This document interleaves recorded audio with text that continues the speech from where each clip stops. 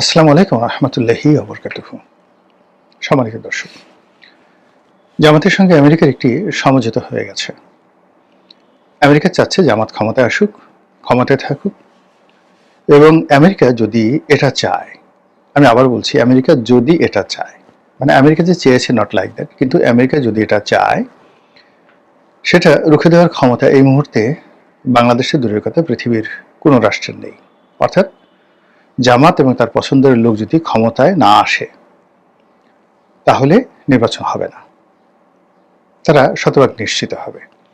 এরকম যখন কথাবার্তা হচ্ছে, আলাপ আলোচনা হচ্ছে, বিশেষ করে 4 জন নারী সাংবাদিক, যাদের একটা বিরাট অংশ জামাত বিরোধী, তো তাদেরকে আমেরিকান দূতাবাসে ডেকে নিয়ে সেখানকার কর্তা ব্যক্তিরা জামাত সম্পর্কে যে সকল কথাবার্তা বলেছেন এবং সে সকল কথার যে অডিও ফুটেজ ভাইরাল হয়ে পড়েছে, এরপর থেকেই রাজনীতির অঙ্গনে একের পর এক বিতর্ক। হায় হায়, আমেরিকার কি মাথা খারাপ হয়ে গেল? সারাটা জীবন সন্ত্রাসবাদের বিরুদ্ধে কথা বললো, সারাটা জীবন ইসলামাইজেশনের বিরুদ্ধে কথা বললো, সারাটা জীবন জঙ্গিবাদের বিরুদ্ধে কথা বললো, আর ইসলাম যেখানে আছে সেখানে সন্ত্রাস আছে, এই সকল কথাবার্তা বলার পর পৃথিবীর অন্যতম প্রাচীন একটি কট্টরপন্থী ইসলামী গ্রুপ বা দল, তাদের প্রতি জামাত এভাবে সমর্থন দিল। এটা একটা কথা হলো? এটা কি আমেরিকার নীতি বা পলিসি? এটা কি ডোনাল্ড ট্রাম্পের পাগলামি, নাকি কৌশলগতভাবে এই মুহূর্তে বাংলাদেশকে একেবারে, বাংলাদেশের যত কিছু সম্ভাবনা রয়েছে সেই সম্ভাবনাগুলোকে শূন্যে মানে নিয়ে আসার জন্য আমেরিকার একটা প্ল্যান, নাকি এর পেছনে ভারতের বা দিল্লির দ্বিতীয় স্তরের চাণক্য নীতি রয়েছে? অর্থাৎ আমেরিকাকে লিবার্টি দিয়ে, আমেরিকা তো এখানে সরাসরি আসলে ইন্টারভেন করতে পারবেন না, তারা পলিসি লেভেলে বিভিন্ন যাকে বলা হয় সিদ্ধান্ত গ্রহণ করে, যেমন ট্যাক্স, তারপরে আইএমএফ এর কিছু সিদ্ধান্ত, বিশ্বব্যাংকের কিছু সিদ্ধান্ত, এবং নানা রকম ন্যারেটিভ তৈরি করে পলিসিগতভাবে তারা যে কোনো একটি দলকে সাহায্য করতে পারে অথবা দলের বিরুদ্ধে অবস্থান করতে পারে। কিন্তু সরাসরি ইন্টারভেন করে এখানে ভারত যে অপকর্মটি করতে পারবে, আমেরিকার জন্য সেটি সত্যিকার অর্থে কঠিন। আমেরিকা হয়তো এখানে FBI এর 200-300 লোক পাঠাতে পারে, অস্ত্র পাঠাতে পারে, তারপর তাদের গোয়েন্দাদের মাধ্যমে বিশ্বের বিভিন্ন দেশ থেকে সন্ত্রাসী AK-47 অস্ত্র তারা রাস্তায় ছেড়ে দিতে পারে। এরপরে বাংলাদেশের হাজার হাজার মানুষকে তারা এই অস্ত্র দিয়ে দিতে পারে এবং বলতে পারে তোমরা এই কাজ করো, আমরা তোমাদের সঙ্গে আছি। ঠিক আমেরিকা যে কাজ করছে এখন ইরানে। কিন্তু সরাসরি সৈন্য পাঠিয়ে তারা যেভাবে ভেনেজুয়েলাকে পেরেছে, বা ধরুন কিউবার ক্ষেত্রে তারা যে কাজটি করতে পারবে, ওটি বাংলাদেশে আসলে তাদের জন্য সত্যিকার অর্থে ঝুঁকি হয়ে যায়। এবং এই কাজটি তারা বাংলাদেশে কখনোই সাহস হবে না। এর কারণ হলো এই ধরনের মার্কিন উপস্থিতি ভারতও মেনে নেবে না, চীনও মেনে নেবে না। তো ফলে এখানে যেটা করে আমেরিকার অন্যান্য দূরতম দেশে পলিসি লেভেলে তারা তাদের ক্যাডার তৈরি করে। তো সেটা জামাতের সঙ্গে তাদের হয়েছে কিনা বা হবে কিনা বা সম্ভব কিনা, এই বিষয়গুলো নিয়ে তর্ক বিতর্ক করছে। বিএনপি ভীষণ রকম চিন্তিত যে তারা আজকে 17 বছর ধরে যে কষ্ট করছেন, 17 বছর না, ঠিক আরো বেশি, 2006 থেকেই তো তারা এই কষ্ট করছে, 1/11 থেকে। তো 1/11 থেকে তারা যে কষ্ট করছেন, যে জুলুম, অত্যাচার, নির্যাতন ভোগ করে যখন একটু ঘুরে দাঁড়াবেন, সুখ স্বপ্ন দেখবেন, তখন জামাতের পায়ের আওয়াজ, আমেরিকার শ্বাস প্রশ্বাস, এগুলো আসলে বিএনপির মধ্যে ভীতি তৈরি করছে। এখন এই ভীতি কাটিয়ে ওঠার মতো তাদের কোনো বাস্তব পরিকল্পনা আছে বলে আমার জানা নেই, কিন্তু ন্যারেটিভ তারা তৈরি করছে। সেই ন্যারেটিভ হলো শুধুমাত্র বাগম্বর। এটা সম্ভব না, জামাত খুব খারাপ, ভীষণ রকম খারাপ। তারা 71 এই কাজ করেছে, রাজাকার আলবদর আর শামসকে প্রমোট করেছে, তাদের চরিত্র একটু পাল্টায়নি। তারা যদি সুযোগ পায় বাংলাদেশকে একেবারে ঝালাপালা করে ছাড়বে সবকিছু, এই ধরনের কথাবার্তা বলছে। কিন্তু মানুষের মনোযোগের এই কথাগুলো তেমন একটা প্রভাব বিস্তার করছে না। কেন করছে না? মানুষ যেটা দেখছে যে বিএনপির যারা লোকজন তারা সাক্ষাৎ চাঁদাবাজি করছে, আর জামাতের লোকজন বর্তমানে চাঁদাবাজি করছে না, জান্নাতের লোভ দেখাচ্ছে। তো এই দুটোর মধ্যে যদি আমজনতাকে পার্থক্য করতে বলা হয়, তারা মনে করে যে চাঁদাবাজি, জুলুম, অত্যাচার এগুলোর চেয়ে যদি কোনো মানুষ ওয়াজ করে জান্নাতের কথা বলে, এটা বিরক্তিকর লাগতে পারে কারো কারো কাছে, কিন্তু ক্ষতিকর নয়।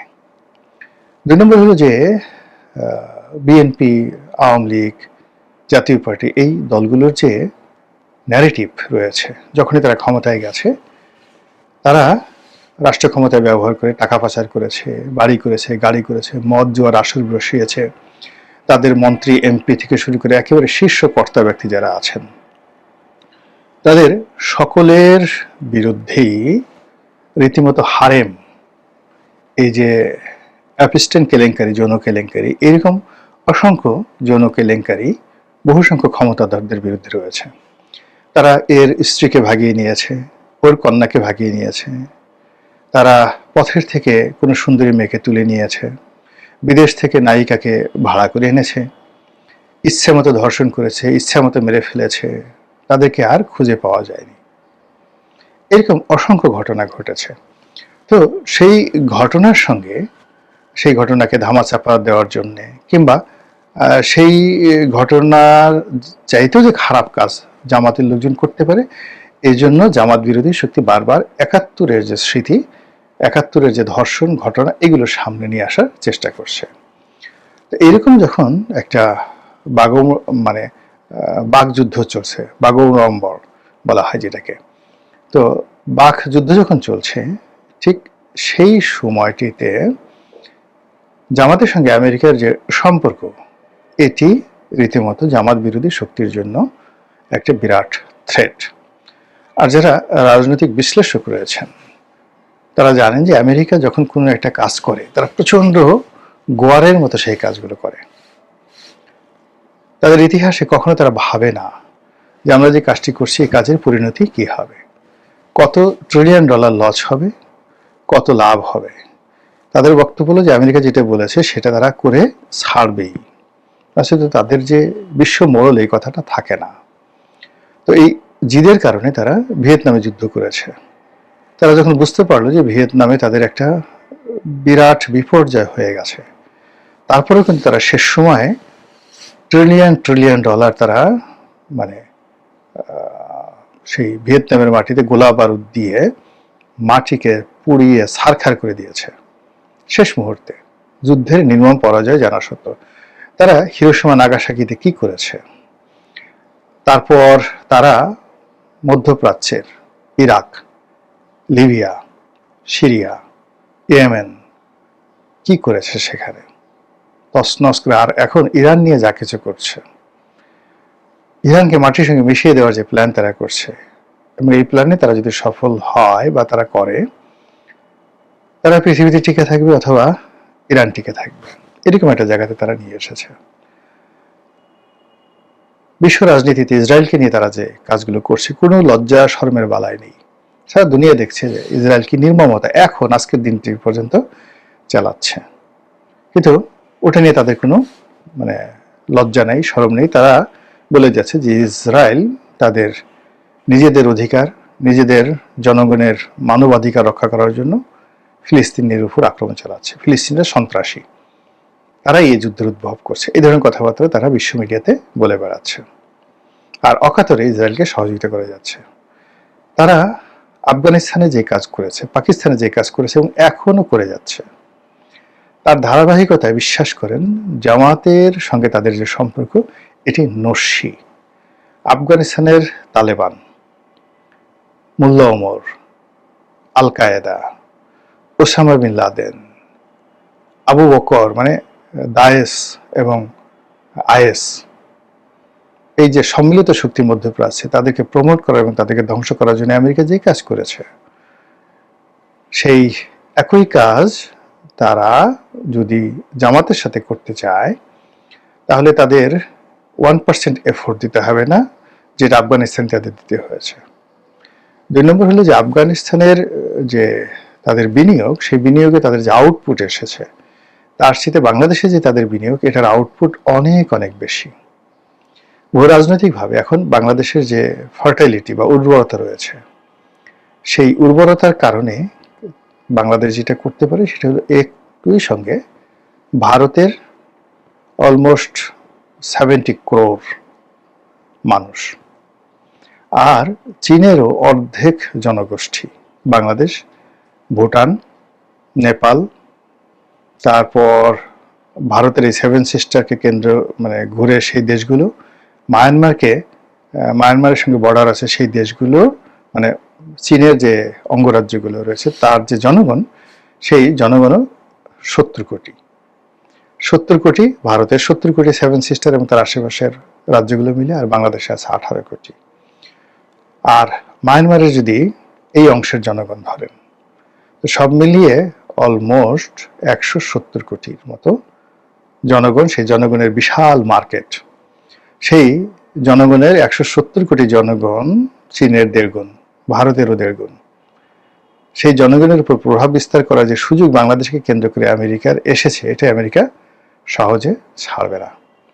তো তারা আমেরিকা শেখ হাসিনার সঙ্গে সম্পর্ক স্থাপন করার খুব চেষ্টা করেছে। 2014 থেকে 2018 অনবরত চেষ্টা করেছে, কিন্তু শেখ হাসিনা আসলে রাজি হয়নি। অনেকগুলো শর্ত ছিল, অনেকগুলো কারণ ছিল।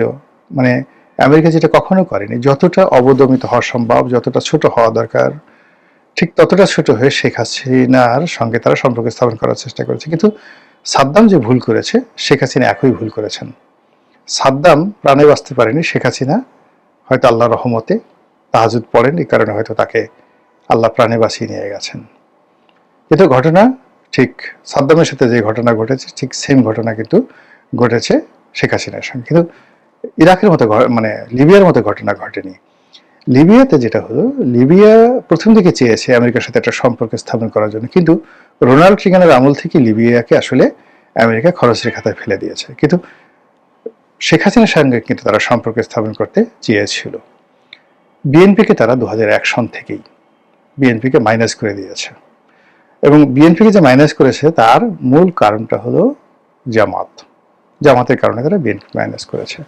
আর বিএনপির দুর্নীতি, অনিয়ম এবং সন্ত্রাসের মদদ দেওয়া, এই বিষয়টি তাদেরকে ভাবিয়ে তুলেছে। বিএনপি সেই জায়গা থেকে বিএনপিকে তারা আর ব্ল্যাক লিস্ট থেকে হোয়াইট লিস্টে আনেনি। এখন বাংলাদেশে তারা দেখলো যে বৃহৎ দুটো রাজনৈতিক শক্তি, তারা জাতীয় পার্টিকে শক্তি মনে করছে না, বিএনপি এবং আওয়ামী লীগ, তাদেরকে তারা বিশ্বাস করতে পারছে না, আনতে পারছে না। আর এখন তাদের একমাত্র সঙ্গী হলো জামাত। এই কারণে যে বিএনপিকে তারা পাচ্ছে না, বিএনপির সঙ্গে তাদের সেই লেভেলে যোগাযোগ হচ্ছে না, বিকজ বিএনপি যে বৃহৎ শক্তিটি, ভারতমুখী আরেকটি শক্তি হলো সৌদি আরব, পাকিস্তান, চীন, এই পন্থী। তো ফলে কি হলো, রাজনৈতিকভাবে একক সিদ্ধান্ত দিয়ে দৃঢ়তার নিয়ে আমেরিকার প্রকল্পগুলো বাস্তবায়ন করার মতো অবস্থা তাদের নেই। সেক্ষেত্রে জামাতের যে এন্টি ভারত সেন্টিমেন্ট আছে, তাদের একটা রেজিমেন্টাল ফোর্স রয়েছে, এবং একই সঙ্গে আমেরিকার যে সকল বন্ধু রাষ্ট্র রয়েছে, সংযুক্ত আরব আমিরাত, তারপরে বন্ধু রাষ্ট্র রয়েছে কাতার, তারপরে সৌদি আরব, পাকিস্তান, যাদের সঙ্গে ট্রাস্ট দিয়ে একটা কৌশলগত মিত্রতা রয়েছে আমেরিকার, সেই মোর দ্যান 70 ইয়ার্স, 70 বছরের অধিক সময় ধরে। তো কাজে এখানে একটা গ্রুপ করা যেতে পারে, একটা সিন্ডিকেট তৈরি করা যেতে পারে জামাতের মাধ্যমে। আর জামাতকে দিয়ে তারা যত সহজে, ইতিবাচক হোক নেতিবাচক হোক, তারা যত সহজে যে কাজগুলো করে ফেলতে পারবে, এটা অন্য কোনো শক্তিকে দিয়ে সম্ভব নয়। এটা হলো যারা পলিটিক্যাল, যারা অ্যানালিস্ট, তাদের বক্তব্য। তো এই অবস্থার মধ্যে নির্বাচনের ডামাডোল বাজছে।